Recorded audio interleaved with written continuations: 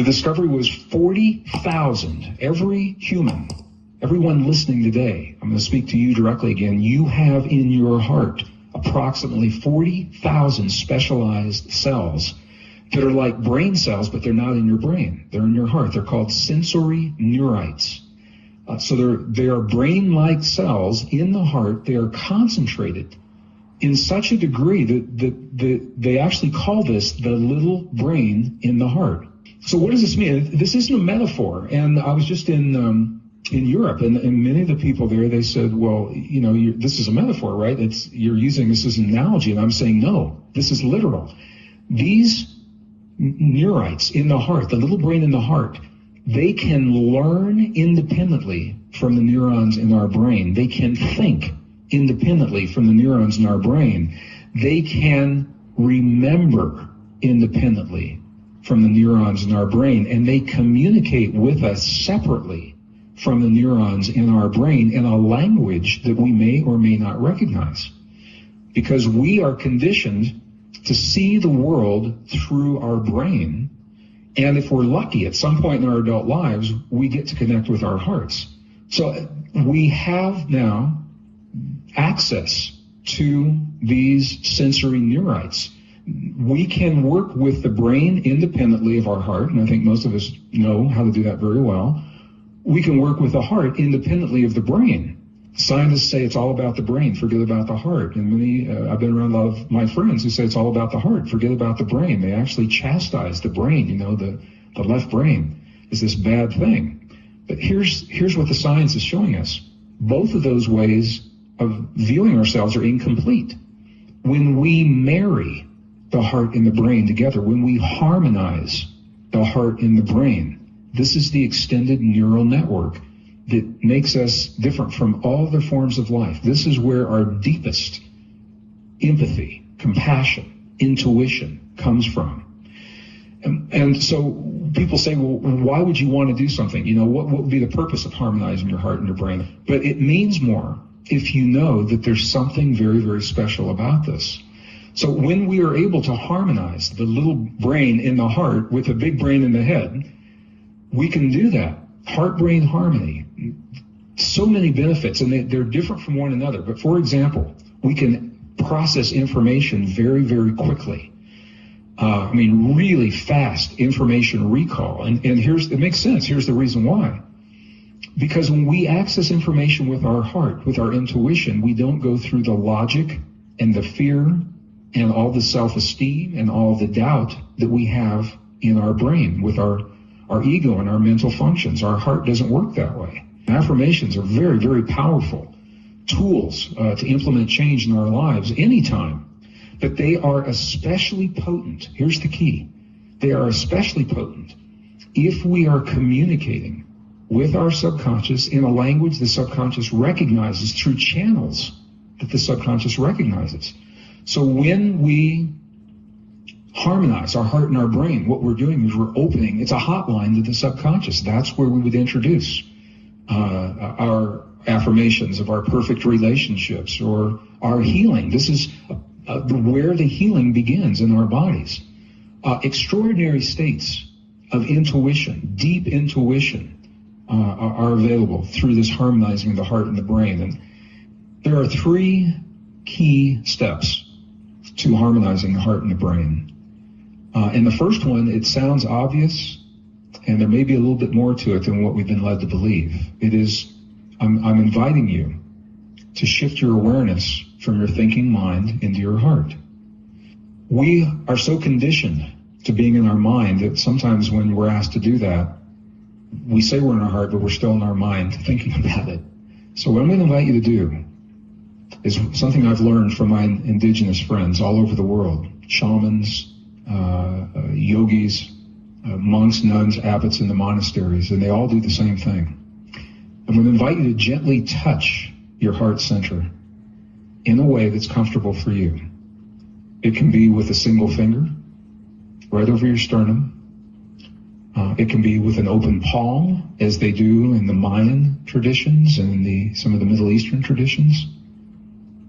The Buddhists will create a prayer mudra and actually nestle their prayer mudra right there right there in the little hollow in their chest, that gentle pressure, in whatever way is comfortable for you. And here's the thing. Here's why this is important.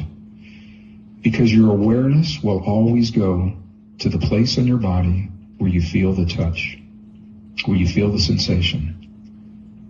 So in whatever way is comfortable for you to touch your heart center now, that will draw your awareness, and that will promise that you have shifted from your mind into your heart. It's step number one.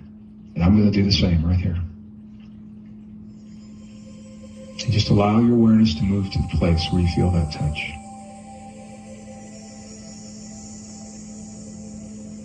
Step number two is I'm going to invite you now, I'm going to invite you to slow your breathing just a little bit, maybe 5 seconds on the inhale or 5 seconds on the out breath, the exhale, or whatever is comfortable for you. And here's why this is important.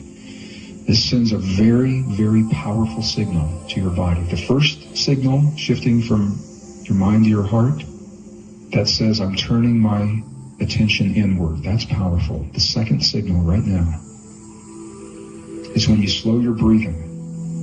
The only time you would breathe this way is when you are in a place where you feel safe. So you're telling your body, right now, I am in a place that's safe. And that frees your body to let go of the stress hormones and the feelings of stress.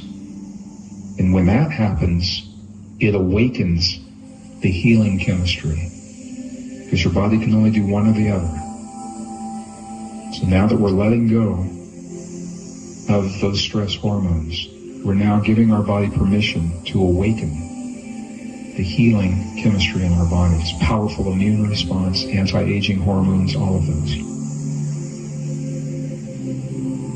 So we're breathing a little slower from the place where we feel the touch, telling our body we're safe.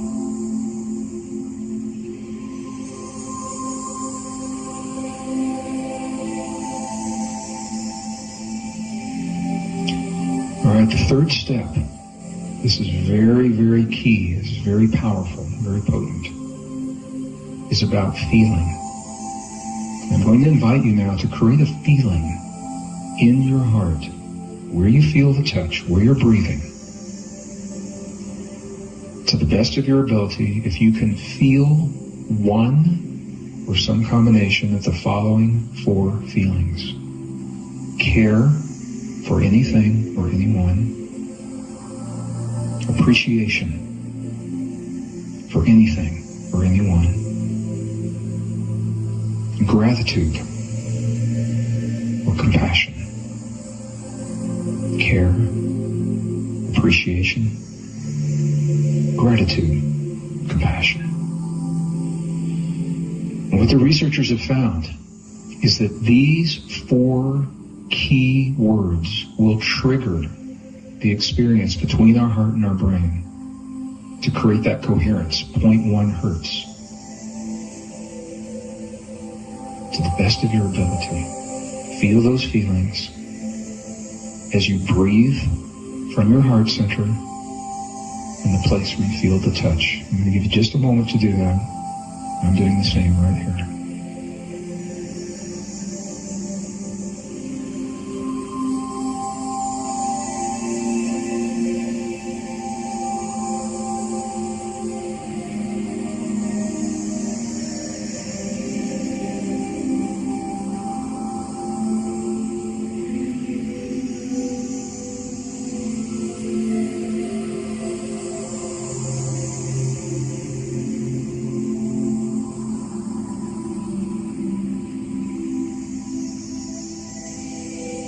Alright, and if you'll take one more deep breath, please.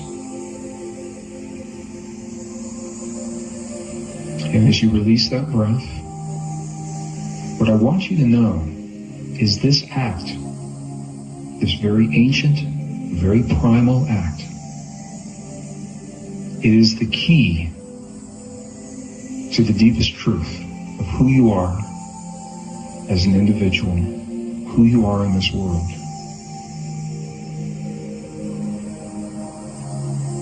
This is where the super learning comes from, or when you're working to solve or create something new, a new painting, a new piece of music, to write a book, to create poetry, something new. It comes from this deep space. This is the process that gives you resilience to a changing world and allows you to embrace change in a really healthy way. And once again, if you're not into any of those things, it is a trigger for over 1,300 biochemical reactions, from the anti-aging hormones that we didn't even really address in here today, but I do in the new books, to our immune response, cardiovascular health, all of these from this very simple, ancient, primal, and simple, easy act. So I invite you now to take one more deep breath. I'm doing the same, and release gently.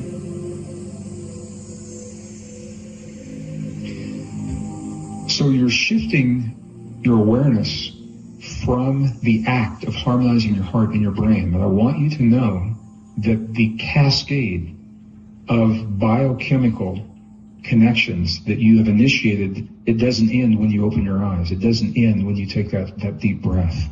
They will continue. And what the laboratory studies have shown, again, is that they will last at least 6 hours. The immune response in your mouth, the SIGA immune response, most powerful, first line of defense in our immune system, is kicked into overdrive from doing this right now. It lasts over 6 hours. And all you did was to have a feeling and to breathe in the most natural way. And I've had people say to me, Greg, it can't be that simple. And I say, I believe it is precisely this simple, because we live in a world that is simple until we make it complex. Nature is simple. Science is simple. Until we use big words and a lot of equations to describe that world. But it all comes down to you and me, Earth and God. And that relationship has to be a simple relationship.